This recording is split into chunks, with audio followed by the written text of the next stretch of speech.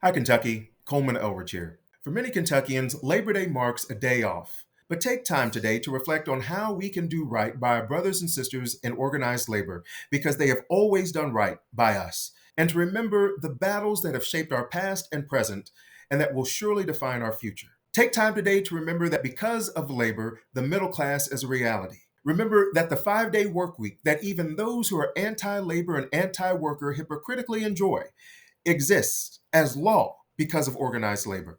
Take time to remember that one of the first acts of the radical Republican majority under Matt Bevin was celebrating selling out Kentucky families and enacting the so called right to work law.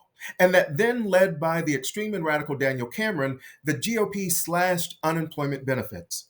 Remember that just last session, just a few months ago, radical Republicans targeted employees' rights to a lunch break and overtime pay while attempting to reverse child labor protections and even roll back SNAP benefits, advancing a cruel bill that would have forced 21,400 children to go without food.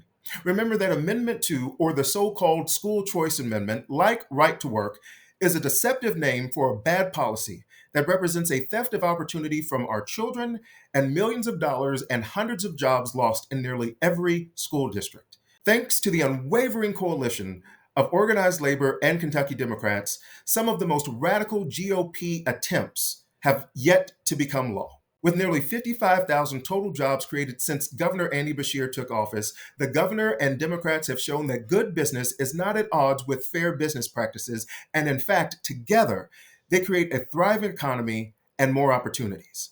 While the Kentucky GOP gets more destructively creative in how they devise hurting Kentucky families, statewide union membership continues to grow because Kentuckians are demanding fair treatment and wages for workers and a shot at the American dream for all Kentuckians.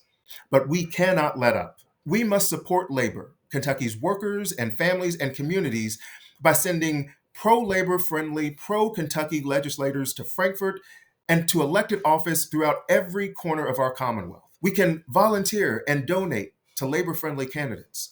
We can register Kentuckians to vote and develop voting plans to make sure we get labor-friendly, family and community-supportive voters to the polls.